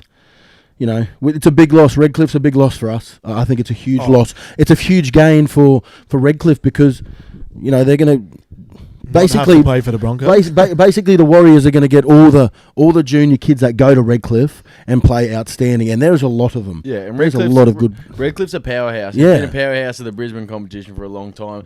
Powerhouse they're club. the richest side in the comp. They're a powerhouse club, and they're tipped to be the next NRL side. Yeah, for the Bronx to let that go out of their reins. Well, it's questionable. I think it's a big dick thing, really. I think the club think, this is what I think. I think the Broncos we don't need them. No, well, I think the Broncos are thinking, well, they're getting a bit bigger for their shoes. Like, we're the big dogs. We don't want you to bid for that. Well, just help them. Help the game grow. Like, this club's always going to make money, man. Like, they always are. Business-wise, they're going to grow and grow and grow and grow. It's just the way it is. I don't understand why they're scared of the competition. They shouldn't be scared. They should be receiving and going, let's go, bring it on. Scared of the competition sums up their whole fucking season. Yeah, Keenan, but you've got to understand you've got to look at it this way. This year's not been great. It's a bad year for the club. I get it, but I don't believe we'll be this rock bottom for a long time after this year. No, we shouldn't. And this never happens. If you look at that fucking squad that the Broncos have, there's no way in hell that they should. You're right. They shouldn't be in this position, but it's probably our turn. Like look at the Rabbitohs, 43 years, and then they had to get relegated. They get told to beat it. They had to go back to court. Like, I mean, you imagine. Look, like, right? You know how much they're a powerhouse. The Rabbitohs, right? Like they were the Broncos. They were the Broncos. But like, every single team in the NRL is going to have that saturated area where we aren't. Yeah, I totally get that. You've got the whole state of Queensland. The thing about it is the Broncos have such high standards that, like, aside, like, let's say Newcastle, for example, they were cellar dwellers from the time the Johns was retired. So you look at 2005 onwards, Newcastle did fuck all. And that whole time, like, the Bulldogs for the last couple of years have done nothing. Like, these sides have been cellar dwellers. The Titans, they've had, three final series. Broncos aren't allowed to do it. Yeah, exactly, because we hold the Broncos standards up here. Exactly. So every time we get a subpar performance, and, like, the Broncos this year, they haven't been great. They're still not even on the bottom of the table, and they are getting an absolute shellacking. The Dogs are bottom of the table. The Titans are down there. They'd have the worst for and against in the comp, though. Yeah. But do. But that's what happens when you're a club that has... You've set that standard for so many years, and you're a big fucking club, and even if they lose, they're still going to be a big club. But you got to be expected to perform at the level that you're supposed to. Look at the Patriots in the NFL. If Cam Newton doesn't steer them to the playoffs at least, they're going to be thought of as a flop. I was going to say, Righty, it's exactly like the Denver Broncos. They're a team where everyone hates them because they're good, because they're usually always good. After the Super Bowl, and everyone expects them to be good. They squeeze the old Golden orange State. dry. But that's another thing. Like that is another bit of pressure that gets put on the players. But also, like, if you're going to if you want to be in the NRL, every game's fucking got to be pressure. You know what I mean? You got to be that player that's going to overcome the pressure. And that's right. If they can't do that, then you. But why also, are you playing if in you're that fucking level of football? if you're in the NFL, Seabolt's gone 3-4 weeks ago. Oh yeah. It is surprising. I haven't I seen a can't see coach the sign a Broncos- 5-year deal for a long time, especially how cutthroat the league is. Like now you're, almost 3 years into two, or this will be 2, and they could be saying it's time to go, and they've got to pay you some money to leave. Yeah. Well, how many times have you seen in any code coaches be sacked for way less than what I know. is happening right now with the Well, Broncos? You see side Have you coaches had, make Gerald, finals. have you and had get much to do arseholes. with him, Seabolt? Oh no, I didn't have a lot to do with Steve. Like I spoke to him pretty regularly. I did a lot of in the coaches' room interviews with him and stuff like that at the club, but not anything tactically like around football. I asked him when he first arrived if I could, help in any way in the back five, but unfortunately, And he He goes, said, "Nah, I got it covered." I'm still. Oh, you got it covered, I'm cunt. still waiting for the phone call. I'm available. Yeah. I did ask because I generally want to help, and that's where I want to be. I'm not saying I'm an expert in that role, but I think if you want people to thrive, you put That them makes in. no sense though, because that's dumb a decision I on know. his part. Because if you've got a player that's been in the position of that exact point and done Yeah. everything in the NRL career that you could possibly do in a small amount of Took time, 2 why years. wouldn't you want Took that 2 person? years to get into Queensland and Australia. But why wouldn't you want that person to Well, be there and mentor those young blokes that don't Well, I think understand it's the game I think properly? it's a bit of an ego thing at the club. Like I think you that's have to exactly what it is. you have to have credentials to be able to, like, as in the sense of like, okay, you've got to go and, not saying that this is lower, but go do the women's comp for a couple of Yeah, years yeah. and earn your worth. Well, I get it, but you'd be silly not to, like I thought this, so you'd be silly not to use me because I know them. But does your career not prove your worth No, already I before didn't. that? I didn't say I didn't think that. No, I but just- that's if you're saying they think you've got to come from lower before you get higher. coaching-wise. You've already fucking Right. been high in that position. But I think so why the thing do you that, have to go lower? I think the thing that would have made it a no-brainer is that you've been around the club for so long. You know the blokes that you're going to be Well, that's talking what to. it's I about wanted the to- chemistry that you have personal with the people connection there. plus experience as well. Well, you look at it too. They're all going to be Brett mates Stewart too. They're has going to that- fucking love Brett this Stewart guy. has that same role at Manly, Yeah. and works with Yeah. Defoe and Turbo. Yeah. And Garrick and that. But Same bringing thing. it- that's- You already work there, Yeah. so it's not like they got to Bring pay you it- extra money. No, to I do didn't it. want the money. I just said I just want to help 1 or 2 days a week.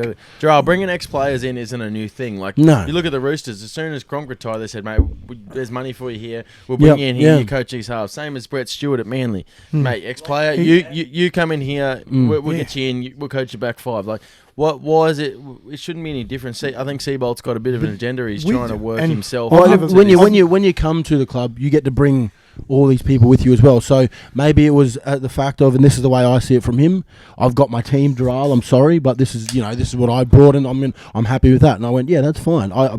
If you don't ask, you don't get, and that was my perspective on it, and I didn't get.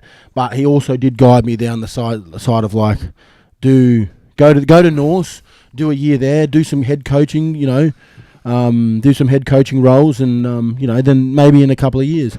But whether we signed Seeds for a 5-year deal, that's not his fault. People are 100%. giving him shit about that. That's not his fault. That- Well, Yeah. it's not like he tried. If you're going to he get a tried- 5-year contract compared to what normal coaches get, maybe 2-3 years, obviously. Yeah, you're gonna take it. Siebes, it's not That's- his fault. He that's tried the fuck up coaching. He's from- not good at it. Just move on. But that's the fuck up from the people above for putting too much faith in a Yeah. person that they don't understand Well, this is is the going to thing. do the This job. is the thing is now, right? They've come out. It's in the paper today. They said it's 5 out of you 10. got 5 out of 10. Okay, so when we talk about this, and I know every person who I'm about to talk about, so I'm going to be very careful of what I say. But if he goes, then does the board go? Does the CEO go because they made that decision? Like, I think the recruiter's got to go. well, and the recruitment. there's at least a handful of people that are responsible for the Yeah. entire thing. So when you talk about performing on a footy field, if you're the coach and you pick the team and the team doesn't gel, then the coach goes, does the team play? Do the players go too? The players don't go, right? So this is where I see it as a, if if anyone's got to be held accountable, it's people up higher, man, far out. Like, you can't make this. Yeah. You can't give he's got a 6 year in his favour.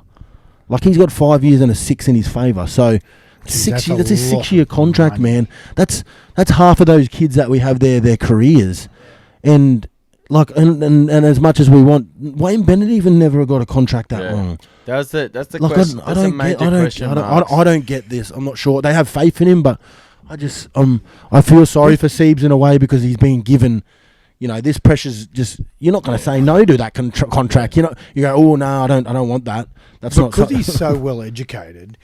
I think he interviews well, and when he was talking about strategic plans and this and that, everything he would have said would have been ticked the box, as they said. Because apparently, like with Walters and that, they were just sort of got a token interview because they'd already. This is the problem. I was listening to Triple M this morning, and Gordy was even saying the same situation that Siebes would have been at the time the right option, and everyone looks at him and goes, oh fuck. This is great for the club. He's a very smart man. He's coaching, and then he's coming in and saying, "Oh, the roster isn't what he needs it to be yet." But then they also come in and say, "Well, how is the roster not what he needs it to be?" When he asked for an early release from the Bunnies to come to drive the new Ferrari, and then he gets here and we can't win games, and he's complaining about the roster, and then it just seems like every week there's. I don't know if we can call it excuses. Like, obviously, he's trying to be straight up saying... No one's taking the blame. Exactly. There's no one putting their hand I just want honesty. That's all I want. I just want them to be a bit more transparent with each other. And when I'm talking transparent, I'm talking, the person at the CEO and the coach and the board. I want them to be a bit more transparent, as in the sense of, like, I love Whitey and I love the club, but the interview that, I've gotten a lot better at speaking, and I understand what it means to deliver a good speech. And when you're the CEO, and he had that, 100% footy, I think, a week ago, there was not. Them two, the coach and the CEO, were saying completely different things. Like they need to get in they need to have a conversation about that, and get in the room and go, all right, like mate. they haven't sat there and spoke to each other and understood. And this is what I'm thinking. I'm going, what are we saying? Why are you guys not having a conversation together and delivering what you need to deliver to the media? Yeah, but that's the thing. That's what they were saying again on Triple M. I listened to this afternoon. They were saying, like, there is different stories. Like, we need to get the story straight. Are we in a rebuild? Are we a side that's just not performing? Are we this? Are we that? Because every time you listen to anyone, listen to the coach, he says something and it's this, and then you listen to the CEO and he says something. One week they say the coach is safe, he's not going anywhere. The next week they say he's got 10 weeks to win 5 games. And then it's like, what is it? Is it left or is it right? You cannot do this in the business, and especially in the rugby league game. Like, I think people are hitting and missing at the moment because we've never been in this situation. They're panicking, and just tell it how it is. Like, if we play a shit game, just go, look, we played bad again. What do you want us to say? We played shit. We didn't turn up again tonight. I'm not going to make any excuses. I'm not going to talk about my 4 to 6 players that are injured who are, have an average of 140 NRL games. Fuck that, man. Just say we played bad and move on with it. And if it's performance based, well, we're just going to have to try and get better. Like, stop talking about him getting sacked. Stop. Like, that's where we're going wrong as a business, right? Like, they're just putting pressure on him. Like, if the fans want Siebes out, it doesn't matter what they want. It's the business. Yeah, the business concept. They do. Yeah, they do. But the concept of the game is like, he's not going anywhere, man. Like, right now, this is the job he's got. So, but I think everyone would have more closure for him to rock up to his post-match interviews and fucking take responsibility for their losses instead of making... But I honestly think I'm sick of hearing about, we've got Fafita, we've got fucking this and that injured, we've got 3 million of salary cap injured. No one gives a fuck. You got to play the game with the fucking people that are on the field. So if you can't... look at the Roosters, they've fucking got injuries as well, but they've got to fucking other people to step up into the fucking position and take control. That's what we were saying before about if you're playing NRL, you're a first grader. Exactly. Which is what we at the start when Jarrell said, if you want to be in that jersey, you got to play to that jersey. So we can sit there all we want and say there's $3 million sitting on the sideline, but if the bloke coming into that jumper doesn't fucking actually want it, but imagine, then it means imagine fuck all, being you know? called up and saying, "Oh, we've got this guy injured. You got to play in the position. You're not going to try and fucking get out there and have a massive fucking dig." And as far as I'm concerned, I can't remember the last time I've seen 90 fucking % of the Broncos players have a fucking dig. There's a couple of them out there that you can tell that they're fucking putting in effort every week. Kedu but says it. the rest of them just look like they're passengers on the Kedu field. says there's a few buzzwords that Seabold's used, which is stickability. What the fuck is that? That's That's what his contact, I'd say. He talks about stickability, and can you please use the buzzwords? What's on that the next other podcast? thing? That he means uses stickability, like Jarrell? sticking to your players and not letting What's them. that other thing when he talks about we're playing an invasion sport and about marching down the field and invading the other end of the field? I'm not sure. I'm not. Look, if How I does this affect things with Fafita too and the negotiations there? But I just Yeah, sorry, go for no, it. no. Yeah, I wanted to throw in another question before we fit. How does that this one affect question. Fafita? Like he doesn't know what he's doing. He's having dramas with wants to get away from one manager. He's got his parents. Dave will talking. make that decision when Dave's ready. Like just let Dave make a decision. If Dave wants to go to the Gold Coast, let Dave go to the Dave will understand